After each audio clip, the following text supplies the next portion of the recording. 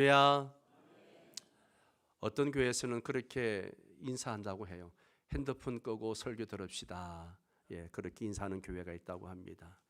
얼마나 설교 시간 핸드폰을 보면 그런 이야기를 할까 하는 생각을 해봅니다.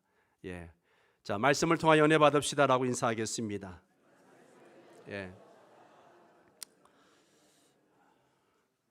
이 땅을 살아가는 사람들의 삶에 대한 태도는 사람마다 다르죠, 그죠? 우리는 열정의 관점에서 크게 세 개 유형으로 분류해 볼 수가 있습니다. 첫 번째 사람은 아주 미지근한 사람이죠. 미지근한 사람.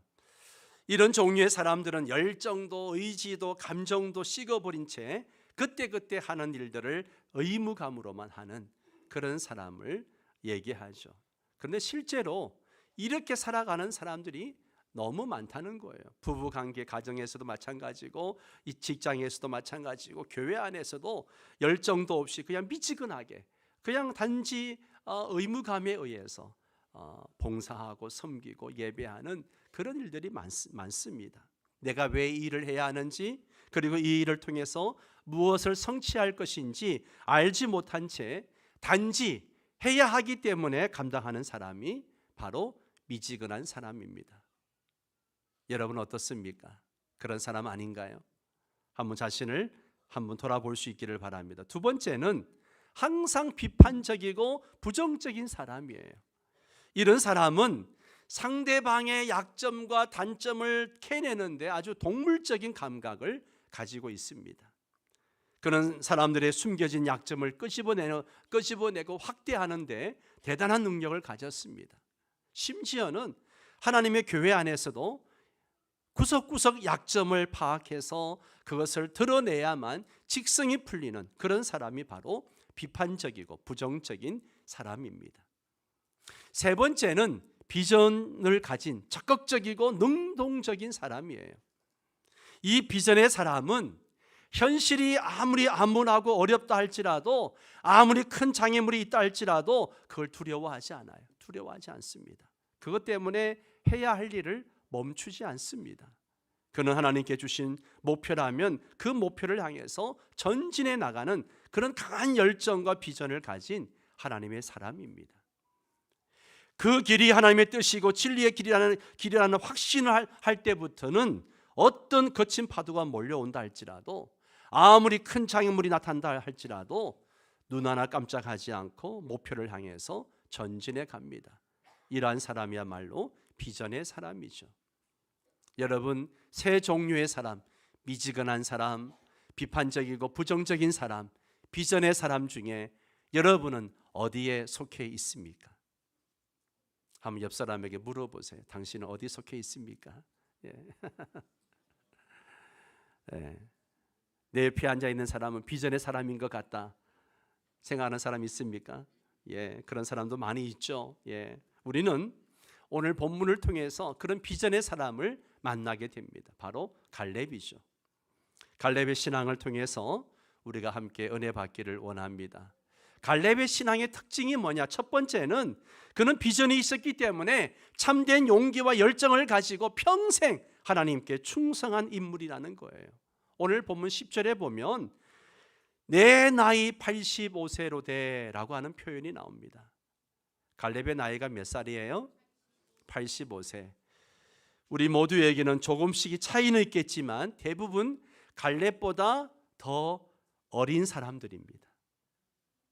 이렇게 제가 강대상 올라와서 보니까 갈렙보다 나이가 좀 많으신 분들이 몇 분 계세요. 계십니다.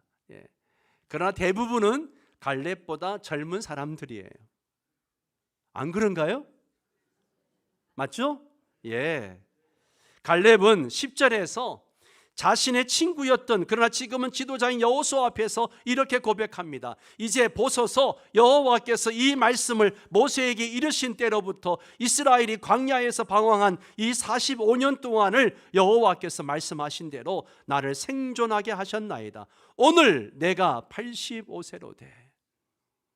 그는 과연 85년의 세월을 잘 견뎌내었습니다. 그리고 그 인생 후반기 마지막 85세에 이르렀을 때에는 한 6, 7년 동안 여호수아와 함께 그 가나안 정복 전쟁의 최선봉에 서서 싸웠던 그런 족장이었습니다. 이제 가나안 땅은 모두 평정되어서 이스라엘 백성들이 장악하게 되었어요. 그러나 그곳에도 예외가 있었습니다. 그것은 바로 헤브론 산지였습니다. 해발 960m에 이르는 이 산지는 가나안에서 가장 흠준한 곳으로 아직 미점령 지역이었어요. 12절에 보면 그날에 여호와께서 말씀하신 이 산지를 내게 주소서 당신도 그날에 들으셨거니와 그곳에는 누가 살아요? 아낙 사람, 거인들이 살고 있습니다. 그리고 그 성읍들은 어때요? 크고 견고합니다. 예, 거인족들이 살고 있고 그 성읍에는 거인족들이 살고 있고 크고 견고한 성읍이라고 말합니다. 한마디로 히브리인들에게는 공포감을 주었던 강한 민족이죠. 그리고 유명한 거인 족속이었던 네피림 족속의 후손들이 그 땅을 지배하고 있습니다. 그들은 거대한 성을 쌓고 이 험준한 지형지세를 이용해서 이스라엘 사람들과 지금 대치하고 있는 거예요. 그러므로 이스라엘 백성 중에 누구도 감히 헤브론 산지를 점령하겠다라고 나서는 사람이 없었습니다. 젊은 피가 펄펄 끓는 장년들도 감히 여호수아 장군 앞에서 제가 가겠습니다 라고 말하지 못합니다. 오히려 저들은 혹시라도 여호수아 장군이 나를 지목해서 우리 지파를 지목해서 선봉에 서라고 하면 어떻게 하나, 그러면서 오히려 숨고 있던 그런 형편이었습니다.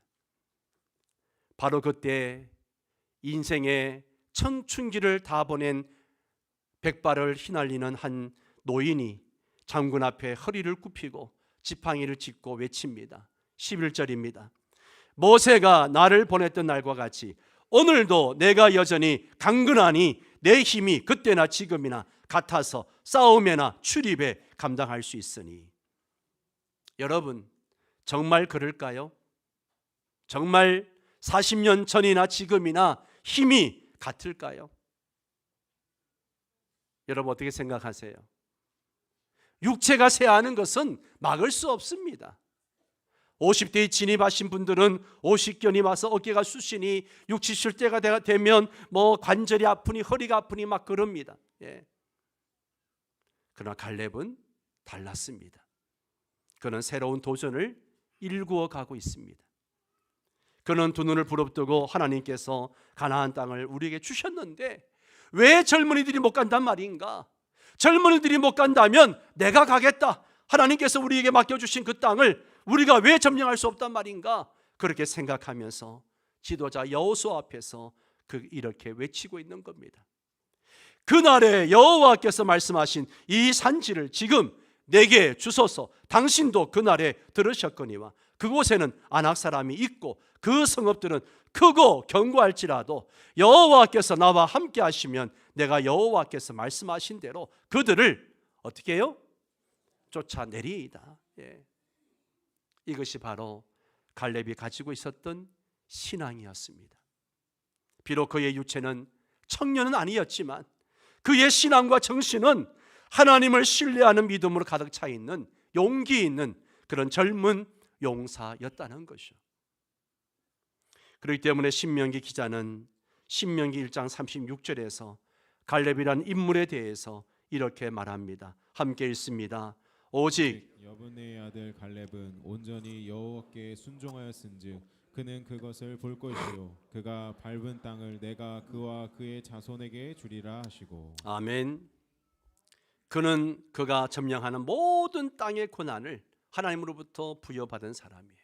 갈렙은 그 가나안 땅의 모든 땅을 어느 땅이든지 자기가 선택할 수 있는 권한을 부여받은 사람입니다.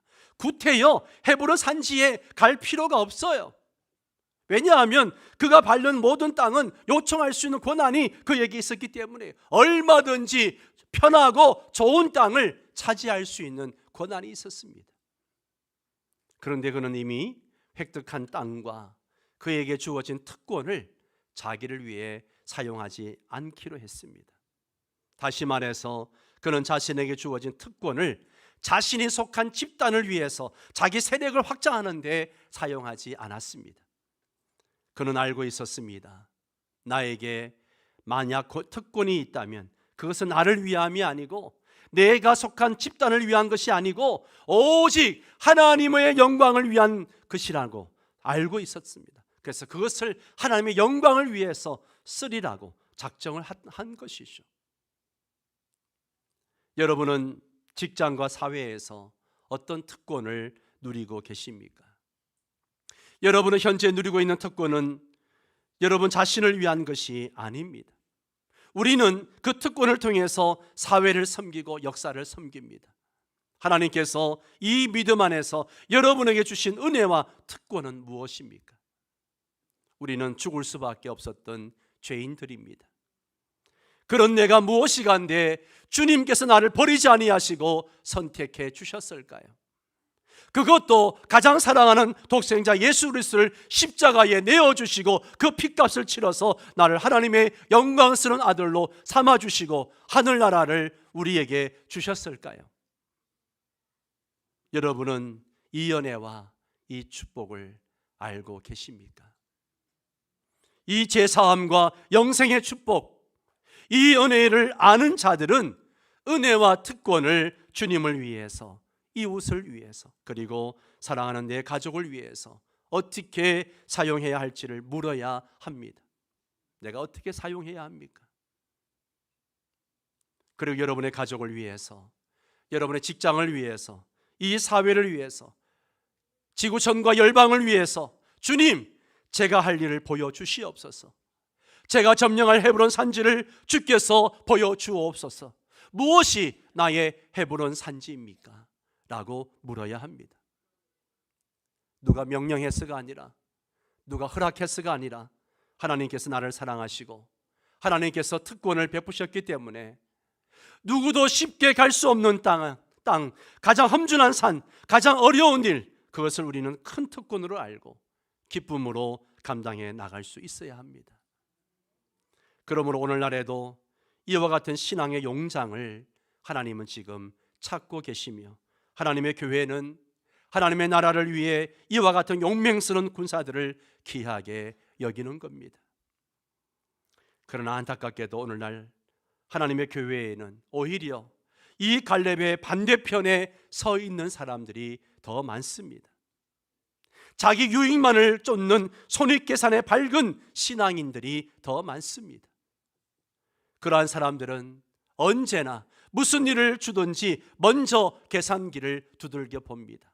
그리고 나는 피곤하기 때문에 시간이 없어서 바빠서 나하고 맞지 않아서 온갖 핑계를 대면서 방관형 구경꾼 신자로 전락하고 맙니다. 오늘날 교회 안에 방관형 구경꾼 신자가 너무 많다는 것이죠. 저는 주일날 예배를 드렸기 때문에 이번 한 주간 하나님께 대한 모든 것을, 모든 의무를 다 끝냈습니다. 피곤한데 주일날 나와서 예배 드리는 것만도 나는 최선을 다한 것입니다. 그리고 한 주간 제가 하고 싶은 대로 살겠습니다. 다음 주일에 뵙겠습니다. 안녕히 계십시오. 그렇게 사는 성도들이 많다는 거죠. 방관형 구경꾼 신자입니다. 우리의 24시간, 즉 일주일이라는 시간을 생각해 볼 때 나에게 주어진 168시간은 모든 시간 모두가 하나님의 시간입니다. 하나님 나에게 주신 시간들이에요. 하나님께서 그 시간들 중에 한 시간이라도 떼가시면 우리는 그냥 떠나야 됩니다. 그러므로 내가 사는 모든 현장은 하나님이 내게 맡겨주신 현장입니다. 내가 편히 잠들 수 있는 가정도 하나님이 내게 주신 복된 현장입니다. 그렇다면 내게 주신 삶의 현장에서 내가 감당해야 할 헤브론 산지를 여러분이 감당하십시오. 여러분이 매일 출근하는 직장, 그곳은 하나님이 여러분에게 주신 위대한 헤브론 산지입니다. 아멘. 헤브론 산지예요. 그곳에서 살아계신 하나님의 권세를 덧입고 하나님의 능력으로 충성스럽게 사역을 감당할 수 있도록 준비하시기를 바랍니다. 그러한 믿음을 하나님께서는 오늘 우리에게 요청하고 계시는 거예요. 갈렙은 무려 85년을 그렇게 살았습니다. 85년을 그렇게 살았어요. 갈렙을 평생 지켜봤던 모세는요, 야, 대단한 신앙인이구나 하면서 갈렙의 아름다운 신앙을 9절에서 이렇게 규정을 짓고 있죠. 함께 읽습니다.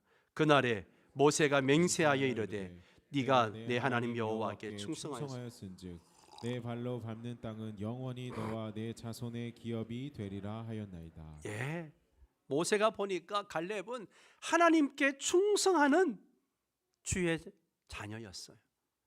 하나님께 충성하는, 예, 그래서 그에게 축복합니다. 예. 또한 평생 그의 동역자이자 지도자였던 여호수아는 14절에서 갈렙을 이렇게 표현합니다. 이는 그가 이스라엘의 하나님 여호와를 어떻게 해요? 온전히 쫓았습니다. 온전히 쫓았다. 예. 모세는 갈렙을 하나님께 충성했다라고 이야기했고요, 여호수아는 갈렙을 보고서 야, 하나님을 온전히 쫓았다라는 표현을 했습니다. 갈렙이 걸어가면 사람들은 하나님을 온전히 쫓은 위대한 신앙인 갈렙이라고 연상했을 거예요.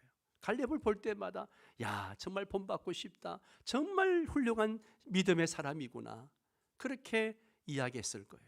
여러분, 놀라운 것은요, 가나안 정탐 사건 이후에 이 여호수아 14장 그 사이까지 한 번도 갈렙이란 이름이 나온 적이 없어요. 그런 묵묵히 하나님께 충성되게 그렇게 신앙생활하면서 하나님을 섬겼던 훌륭한 신앙이 있는 것을 우리가 알 수 있습니다. 변함없이. 예. 여러분께 묻고 싶습니다.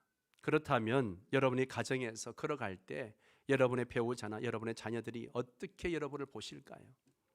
이 말씀을 준비하면서 내 아내가, 내 자녀가 나를 어떻게 볼까 생각하면서 말씀을 준비해 봤습니다. 여러분 어떠세요? 여러분을 볼 때 야, 우리 엄마는, 우리 아버지는 정말 훌륭한 신앙인이야, 내가 본받을 수 있는 멋진 믿음의 사람이야, 그럴까요? 아니면 집에서 보는 엄마 아빠 모습하고 교회에서 보는 엄마 아빠 모습하고 너무 달라, 그렇게 말할까요? 네. 여러분의 교회 안에서 걸어갈 때 여러분의 사랑하는 동역자들은 여러분에 대해서 어떤 인상을 갖게 될까요? 여호와 하나님을 온전히 쫓은 신앙인이었다. 이것이 갈렙과 더불어 오래 살았던 사람들의 평가였습니다. 여호와 하나님을 온전히 쫓은 신앙인이었다. 예. 그것은 그가 무슨 일을 만나든지 온 마음과 열정을 다해서 100% 하나님을 추구한 그런 신앙이었다는 이야기죠. 예. 저와 여러분이 하나님을 온전히 쫓는 멋진 믿음의 신앙인이 되시기를 바랍니다. 갈렙의 두 번째 신앙적 특징은요, 그가 어떠한 환경에도 굴하지 않고 하나님을 향하여 시선을 고정시킨 믿음의 거장이었다는 겁니다. 그는 전능자 하나님을 신뢰하고 나아갔던 신앙인이었습니다.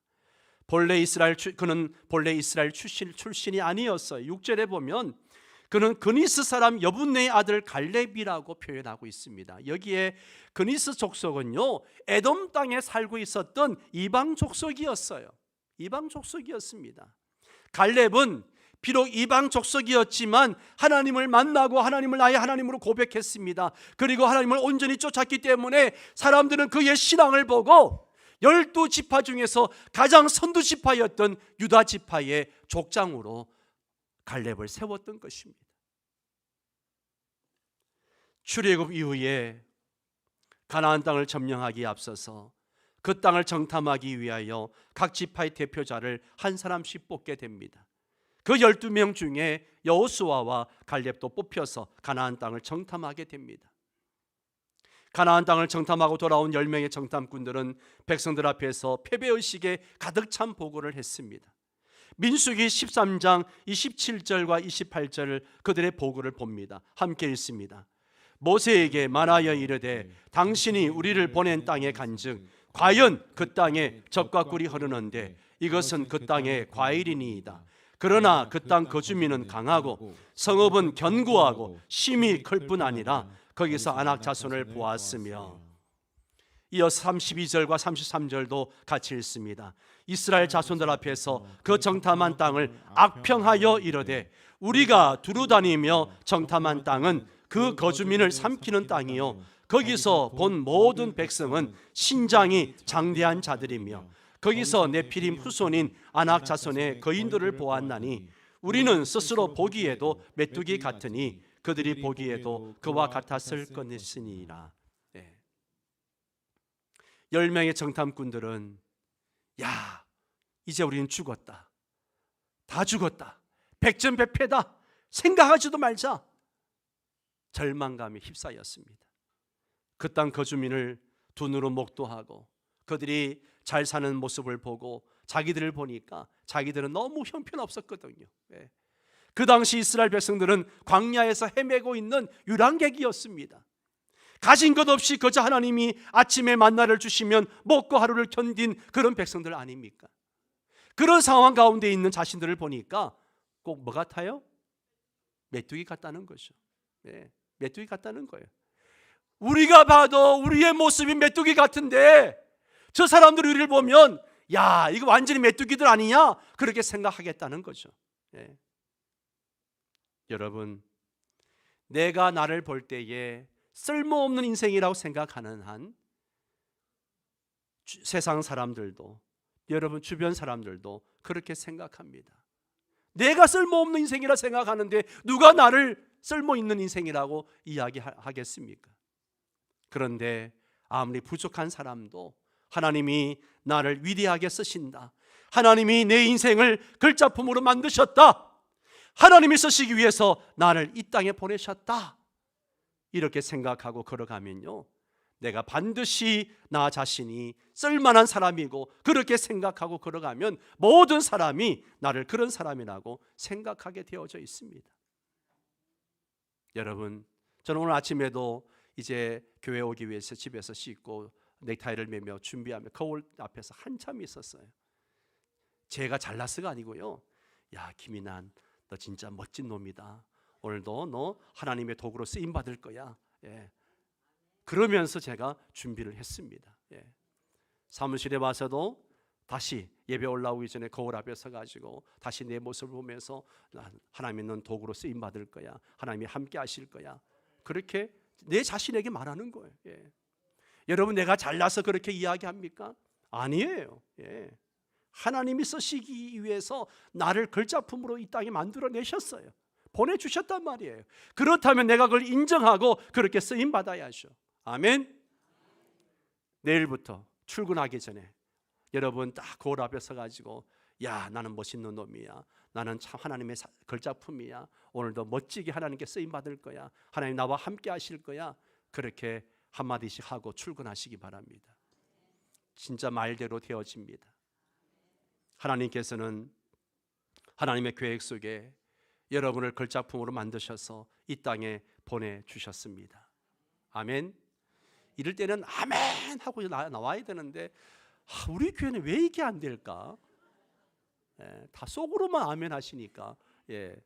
다시 한번, 하나님께서 하나님의 계획 속에 여러분을 걸작품으로 만드셔서 이 땅에 보내주셨습니다. 하나님께서는 여러분 한 사람 한 사람을 소중한 뜻을 두시고 이 땅에 보내주셨습니다. 아멘입니까? 갈렙은 그것을 확신했어요. 주님, 하나님께서 저를 사용하시려면 학벌도 있어야 되고 능력도 있어야 되고 할 것 아닙니까? 하나님이 쓰실 만한 조건이 있어야 되지 않겠습니까? 그렇게 말하지 않았어요. 하나님은 전능하십니다. 하나님이 우리에게 관심을 두기 시작할 때 내 인생은 걸작품으로 반드시 쓰임받게 됩니다. 갈렙은 하나님이 쓰실 만한 아무런 조건이 없는 사람이었어요. 이방 민족이었습니다. 멸망받아 마땅한 이방 족속이었어요. 그는 이스라엘 백성에게 편입되었다 할지라도 모세의 후계자 택정 과정상 최종 경쟁에서 밀린 사람입니다. 그는 모세의 후계자가 될 수 없었습니다. 그러나 어떠한 환경 속에서도 좌절하지 않았어요. 왜냐하면 그가 믿는 하나님이 전능자이심을 알았기 때문에, 어떤 경우에도 나를 사용하실 줄을 알았기 때문에 그는 민수기 14장 9절에서 이렇게 외치는 겁니다. 같이 읽습니다. 다만 여호와를 거역하지는 말라. 또 그 백성을 두려워하지 말라. 그들은 우리의 먹이라. 그들은 보호자는 그들에게서 떠났고 여호와는 우리와 함께 하시느니라. 그들을 두려워하지 말라. 예, 얼마나 담대하게 외칩니까? 얼마나 멋진 믿음이에요. 여러분, 우리가 이런 강한 믿음으로 나아가면 사람들이 막 칭찬해주고 박수 쳐주고 막 그럴까요? 이상합니다. 10절에 보면요, 민수기 4장 10절에 보면 뭐라 그래요? 온 회중이 그들을 어떻게 해요? 돌로 치려 하는데, 믿음의 고백을 했는데 돌로 치려 하는 거예요. 예. 우리가 강한 믿음과 하나님의 능력으로 무장하고 나아갈 때 모든 사람이 그 믿음을 칭찬하는 게 아니라는 것이죠.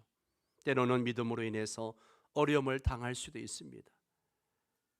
가정에서 내가 믿음으로 살려고 할 때에 어려움을 당할 수 있어요.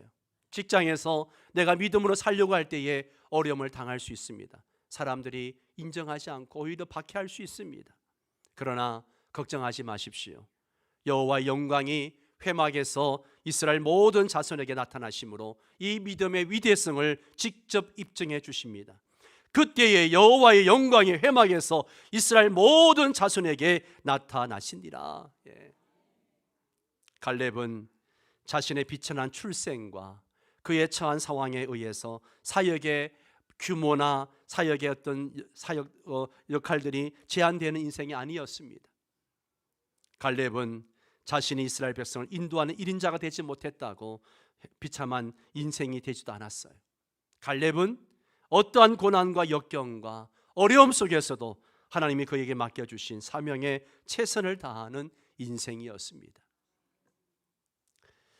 또 갈렙의 생애에 있어서 또 하나의 중요한 특징이 있습니다. 갈렙은 그가 누릴 수 있었던 위대한 특권인 족장의 특권이 있었음에도 불구하고 평생 하나님 앞에서 그리고 사람들 앞에서 겸손한 태도로 끝까지 나아갔던 인물이었다는 거죠. 겸손한 사람이었어요. 그는 자기 친구 여호수아가 모세의 후계자요 자신의 상관으로 부름받았을 때에 그 이후 평생 여호수아의 그림자로서 충성을 다했습니다. 한 번도 나서지 않았어요. 그냥 뒤에서 묵묵히 충성을 다했습니다. 오늘 이 말씀의 상황에서도 갈렙은 여호수아에게 말하지 않고 그냥 자기 군사를 이끌고 나아가서 헤브론 산지를 점령할 수도 있었습니다. 그러나 그는 그렇게 하지 않았어요. 하나님의 은혜에 의지하여 여호수아에게 무릎을 꿇고 헤브론 산지를 점령하게 해달라고 간청하는 것을 봅니다. 하나님은 겸손한 자에게 은혜를 베푸십니다. 갈렙은 겸손을 겸비한 아름다운 믿음의 사람이었습니다. 어거스틴의 제자가 그에게 물었습니다. 선생님, 기독교의 최고의 덕목은 무엇입니까? 어거스틴은 주저없이 겸손이라고 했습니다. 제자가 또 묻습니다. 두 번째 덕목은 무엇입니까? 두 번째도 겸손이다. 제자가 또 묻습니다. 그러면 세 번째는 뭡니까? 한참 생각하다가 겸손이다 라고 이야기했습니다. 그렇습니다. 우리에게 최고의 덕목은 겸손입니다. 여호수아 장군이 위대한 인물로 기억될 수 있었던 것은 바로 갈렙과 같은 겸손한 장수를 휘하에 두고 있었기 때문이에요. 말씀을 맺겠습니다. 여호수아가 가나안 정복의 사명을 감당할 수 있었던 이유 중에 하나는 자기를 겸손하게 보좌해 주었던 갈렙과 같은 사람이 있었기 때문입니다. 여러분, 우리가 하나님 나라를 건설함에 있어서 함께 일하는 사람이 얼마나 중요한지 모릅니다. 갈렙은 하나님을 향해 최선의 열정을 들였던 인물입니다. 그는 어떠한 상황 속에서도 조건 때문에 하나님께서 맡기신 일을 중단한 적이 없어요. 중단한 적이 없습니다. 돈이 없다거나 힘이 부족하다거나 내 신분이 비천하다는 이 조건 때문에 하나님이 맡기신 일을 중단한 적이 없는 믿음의 사람이었습니다. 오늘날 얼마나 많은 사람들이 조건을 내세워서 맡긴 일을 끝까지 감당하지 못하고 그만두는 사람이 얼마나 많은지 모릅니다. 그는 하나님께서 비천한 자신을 위대한 지도자로 세웠을 때 끝까지 겸손의 위치를 견지했던 하나님의 사람이었습니다. 평생을 오직 2인자로 섬기며 살았던 위대한 장수 갈렙, 하나님께서는 그를 귀하게 사용하셨습니다. 이 시대는 갈렙과 같은 사람들을 필요로 합니다.